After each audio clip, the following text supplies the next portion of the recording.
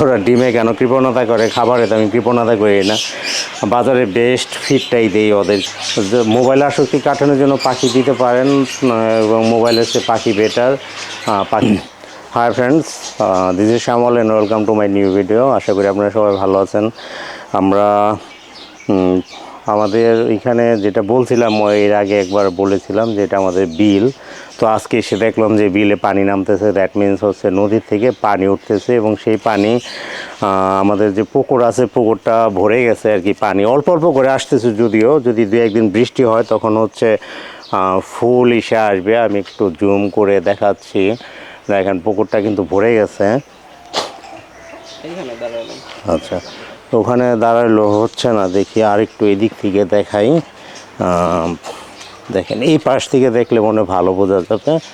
তো এই এই হচ্ছে ক্ষেত, এই হচ্ছে ক্ষেত, আর এটা পুকুর। এই পুকুরে হচ্ছে পানি নামতেছে, এবং রাতে যদিও আমি থাকবো না গ্রামে আজকে, রাতে আপনার এই পুকুর থেকে কই মাছ ওঠে আর কি। যখন পানিটা নামে, ঢলটা নামে, তখন হচ্ছে সেই ঢল দিয়ে কই মাছ এবং অন্য অন্য পুঁটি, ট্যাংরা, এইসব মাছ, বিশেষ করে কই মাছটাই বেশি ওঠে, কই মাছ, শিং মাছ, এই মাছ ওঠে। এবং গ্রামের মানুষ সবাই তখন রাত জেগে আর কি, রাত্রে যদি পানিটা মানে এখন অল্প অল্প করে আসতেছে, যখন বেশি ফোর্সে নামবে তখন অনেক মাছ উঠবে, এবং সারা গ্রামের মানুষ আসলে তখন এই বিল থেকে মাছ ধরবে। যখন এগুলো হচ্ছে আমন ধানের ক্ষেত, পুরা বিস্তীর্ণ এলাকা জুড়ে আমন ধান হয়েছে। তো এই আমন ধানের ক্ষেতের থেকেও মাছ ধরবে। আর পুরো বর্ষার সময় তো আপনার রুই, কাতল, মৃগেল, এগুলোর যে পোনা বা নলা মাছ আমরা যাই বলি না কেন, সেগুলো জাল পেতে এবং ট্যাটা দিয়ে ধরে অনেকেই, কুচ দিয়ে বর্ষার সময় ধরে। আমরা এখানে এখন পাখির ঘরের পিছনে দাঁড়িয়ে আছি, আর এই পাশটাই হচ্ছে বিল, আর এই হচ্ছে আমাদের পাখির ঘর।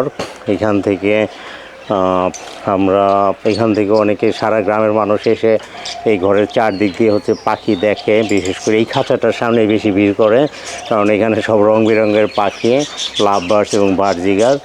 তো ছেলে মেয়েরা আসলে এগুলোই বেশি পছন্দ করে, কালারফুল বার্ডগুলোই বেশি পছন্দ করে। এর বাইরে অনেকে ময়ূর দেখতে আসে, ময়ূর যখন পেগম মেলে তখনও অনেকে আসে। আর এই ড্রেনটা বানানোর পরে আমরা খুব বিপদে পড়ে গেছিলাম, কোনোভাবেই পানি থাকতেছিল না। তখন এরপরে আমরা ফাইনালি একটা ফল খুঁজে পেয়েছিলাম যে কোন দিক দিয়ে পানিটা চলে যায়, সেখানে আবার মিস্ত্রি এনে সেটাকে প্রলেপ দেওয়ার ফলে এখন পানি থাকে। তো গত বছর আমরা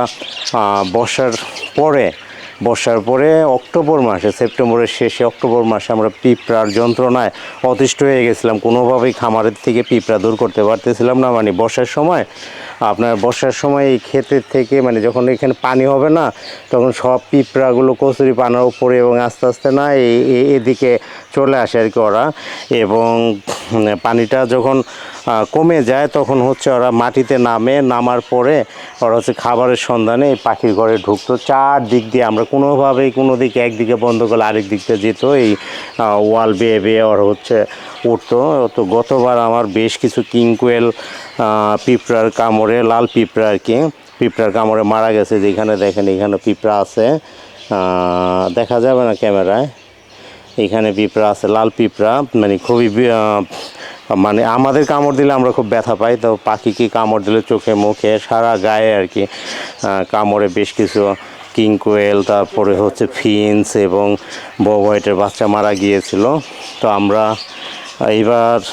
এই জন্য এবার হচ্ছে ড্রেনটা করেছি।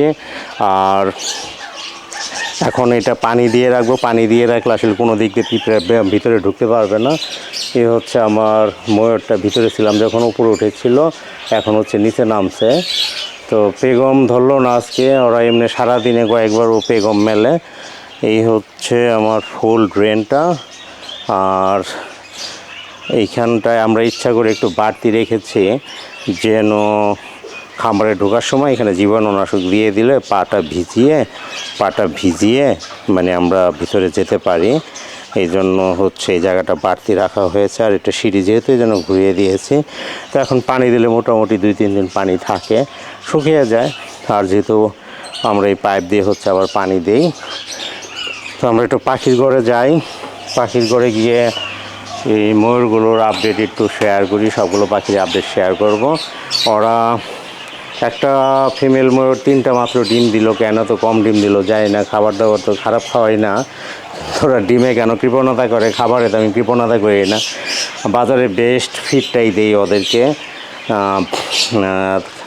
মাত্র 3টা ডিম দিয়েছে, অবশ্য সেট আপটা ভালো হয় নাই, আমি কিছু টাকা জমাচ্ছি করে আমি এই বব হোয়াইট এবং কোয়েলের বাচ্চা বিক্রি করে এদেরকে আমি কিছু টাকা হলে এদের জন্য আমি বাইরে একটা আউটডোর এভিয়ারি বানাবো, সেখানে ময়ূর ফিজেন্ট এবং চুকারগুলো আমি বাইরে রাখবো, এই ঘরেই রাখবো না, এই ঘরটা ওদের জন্য এখন সাফিসিয়েন্ট না। প্রথমে আসলে কি ঘরটা তৈরি করছিলাম আমি ময়ূরের জন্য, শুধু ময়ূরই ছিল, পরে আস্তে আস্তে অন্য অন্য পাখি আসলে ঘরটা কনজাস্টেড হয়ে গেছে, ভেরি সরি, এত কনজাস্টেড হয়ে গেছে এখন হচ্ছে এদেরকে এখানে আর মানাচ্ছে না। তো আমরা 2-3 মাসের মধ্যে হয়তো আউটডোর এভিয়ারি কাজটা শুরু করব, এখন না আর কয়েক মাস যাক, তারপরে হচ্ছে আমরা আউটডোর এভিয়ারিটা হয়ে গেলে তখন এদেরকে হচ্ছে আমরা আউটডোরে দিয়ে দিব।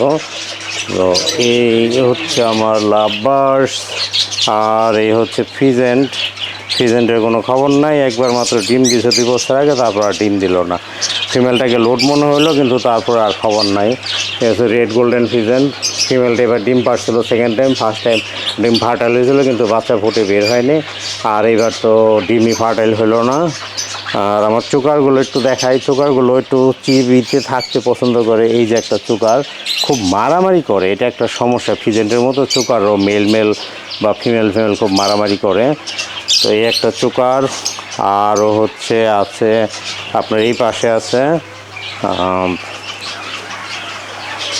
এই পাশে আছে, এই যে দেখা যাচ্ছে আরেকটা কোথায় যেন আছে, আরেকটা হয়তো ভিতরে আছে কোথাও, ওই চোকারটা আবার আলাদা থাকতে পছন্দ করে, ওকেই মনে হয় মারে বেশি, কোথায় গেল, আচ্ছা যার কাছে কোথাও।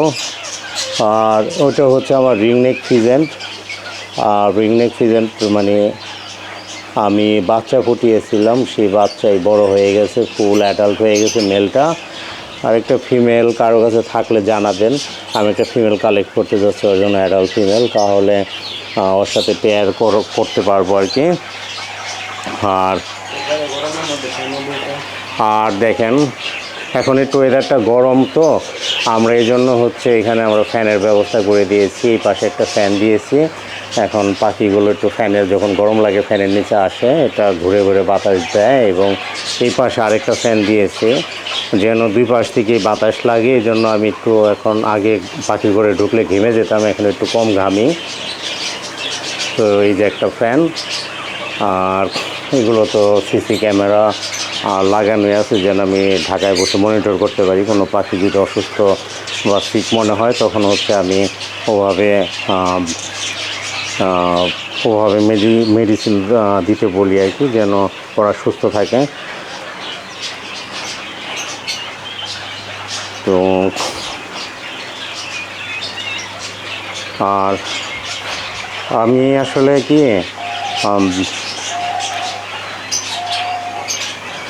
আচ্ছা আমি এমনি জব করি, জবের পাশাপাশি পাখি পালি, আসলে টাইম পাস বলতে পারেন, শখ করেই পালি, এটা কিন্তু বাণিজ্যিক খামার না। কেউ আমার দেখা দেখি আবার শুরু করে ভাইবেন না যে অনেক টাকা প্রফিট, হ্যাঁ লাভই হয়, পাখি বিক্রি করে তো টাকা পাই, এটা সত্য কথা, কিন্তু এর পিছনে খরচ আছে, আবার পাখি মারা গেল তো গেলই, মানে সেটা তো পুরাই লস। তো আমি পাখি পালি আসলে মূলত আমি প্রেশারের রোগী, প্রেশার ওষুধ খাই, আর আমার কোলেস্টেরলও হাই, কোলেস্টেরল ওষুধ খেতে হয়, কিন্তু এই পাখি নিয়ে থাকলে যেটা হয় যে স্ট্রেসটা কমে যায়, মানে আপনার আমি টেনশন করি না, অসুস্থ হলে পাখি অসুস্থ হলে ওষুধ দিয়ে বাঁচলো না, এগুলো নিয়ে এখন টেনশন করি না, আগে মন খারাপ হয়তো টেনশন লাগতো, এখন করি না। তো স্ট্রেসটা কাটাতে পারি আর কি এগুলোর পিছনে সময় দিয়ে, এবং একদিন আগে তো বাসায় থাকতাম, উইকেন্ডও বাসার ভিতরেই, এখন উইকেন্ডে বা বন্ধের সময় আমি যে বাড়িতে আসি, বাড়িতে আসা যাওয়া একটা জার্নি হয়, এবং শরীরে সেটা আসলে আমি গ্রামে এসে হাঁটাহাঁটি করি, স্বাস্থ্যের জন্য ভালো, প্লাস হচ্ছে আমি ঢাকা থেকে আসলে সবজি টবজি খুব কম কিনি, আমি বাড়িতে এসে বাড়ির থেকে আমি বাজার করে নিয়ে যাই ফ্রেশ টাটকা শাকসবজি, মানে গ্রামের বাজার থেকে, বিকালের বাজার থেকে। আর আপনারা হচ্ছে যাদের বাচ্চা কাচ্চা মোবাইলে আসক্ত, তাদের বাচ্চাদের আপনারা পাখি দিতে পারেন, কিনে বার্জিগার দিতে পারেন, বা এখন যেটা ক্রেজ কিং কোয়েলের বৈশিষ্ট্য হচ্ছে নিজের বাচ্চা ওরা নিজে ফোটায়। একটা মোটামুটি এই সাইজের একটা খাঁচায় রাখলে ওদের নিরিবিলি পরিবেশ দিলে ওরা ডিম পেড়ে নিজের বাচ্চা নিজে তা দিয়ে ফোটায়, এবং তখন বাচ্চা নিয়ে যখন ঘোরাঘুরি করে তখন দেখতে খুব ভালো লাগে। আর মোবাইল আসক্তি কাটানোর জন্য পাখি দিতে পারেন, এবং মোবাইলের চেয়ে পাখি বেটার। পাখি নিয়ে থাকলে ওদের সময় ভালো কাটবে আর কি। প্লাস হচ্ছে মনে করেন মাদকের নেশা হচ্ছে যাদের ইউনিভার্সিটি স্কুল কলেজ পড়ুয়া স্কুল কলেজ গোয়িং বাচ্চা ছেলে মেয়ে আছে, তাদেরকে অনেকে বিভিন্ন ধরনের ড্রাগ এডিক্টেড হয়ে যায়। তো তাদেরকে মাদকের নেশার থেকে দূরে রাখার জন্য পাখির প্রতি যদি ভালোবাসা তৈরি করতে পারেন, অনেকে পাখি পছন্দ করে না, আবার অনেকে পছন্দ করে ফ্রম চাইল্ডহুড, আবারও অনেকে পছন্দ করে না। তো তারপরও যদি সুযোগ দেন তাহলে ওরা যদি ওগুলো নিয়ে থাকে তখন দেখা যাবে যে আসলে আদার কোনো ধরনের এডিকশন তৈরি হবে না। পাখির প্রতি এডিকশন হইলে অন্য কোনো ধরনের এডিকশন কাজ করে না।